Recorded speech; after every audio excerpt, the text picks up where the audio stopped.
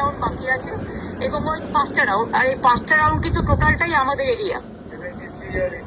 মানে 73, 82 এগুলো হচ্ছে আমাদের প্রায় 20-25 হাজার প্লাস হবে আরো। এরা সেই সময় সব গুন্ডাদের নিয়ে ঢুকেছে, ঢুকে একদম পুরো ডিও আরও সিআরপিএফ কে নিয়ে পুরো গাদা গাদা লোক ঢুকে আমাকে তো মারধর করেছেই, এজেন্টদের মেরে তাড়িয়েছে, চ্যাংদোলা করে করে বের করেছে সিআরপিএফ এর হেল্প নিয়ে, এবং টোটাল মেশিন কারচুপি করছে। 4টে কাউন্টিং এ আমাদেরকে, 5টা কাউন্টিং এ আমাদের কেউ নেই, এবং একতরফা মেশিন নিয়ে চলে যাচ্ছে উইদাউট সিলিং, এবং আমাদের কাউন্টিং এজেন্টদের উইদাউট প্রেজেন্স। আমরা কিন্তু হলেই বসে আছি, মানে বাইরে বসে আছি, আমাদের ভেতরে ঢুকতে দিচ্ছে না। এইরকম অত্যাচার, অমানবিক অত্যাচার। একটা এসআইআর ভোট কাটা, 2 হচ্ছে এত মানুষকে ভোট, মানে বিশেষ করে ভোট দেওয়ার পরেও জোর করে লুট করছে, লোডশেডিং করে বিভিন্ন এলাকায় মেশিন লুট করেছে। তারপরে সকাল থেকে বিভিন্ন জায়গায় অন্তত 100টা সিটে আমাদের এজেন্টদের মেরে তাড়িয়েছে with the help of CRPF, এবং ডিওরা সেখানে একদম নিশ্চুপ ছিল। আরোরাও তাদের কিছু প্ল্যান করেনি, পুরো দিল্লি নির্বাচন কমিশনের ইনস্ট্রাকশনে করেছে।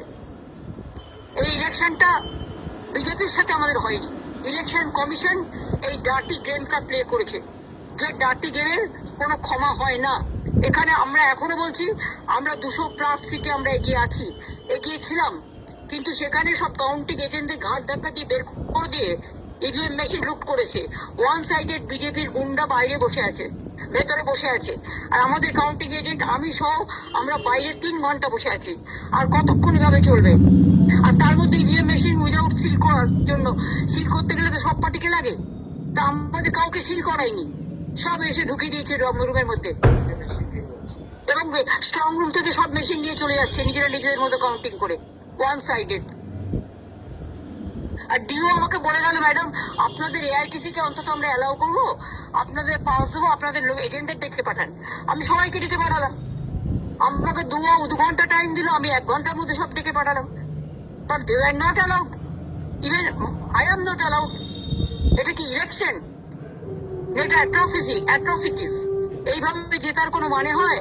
এটা জেতা নয়, এটা অনৈতিকতা, এটা নীতির জয় নয়, এটা আদর্শের জয় নয়, এটা হচ্ছে বিজেপির সবচেয়ে বড় পরাজয়।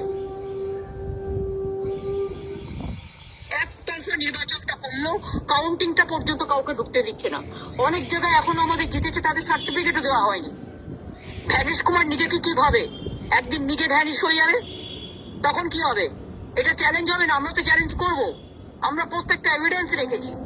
ইভেন মনোজ অগরওয়ালকেও আমি টাইম টু টাইম SMS দিয়েছি, আমি আরোকে কমপ্লেন লেটার দিয়েছি, আমি ডিওকে আমাদের হয়ে কমপ্লেন করেছি, অন্যান্য ক্যান্ডিডেটরাও করেছে,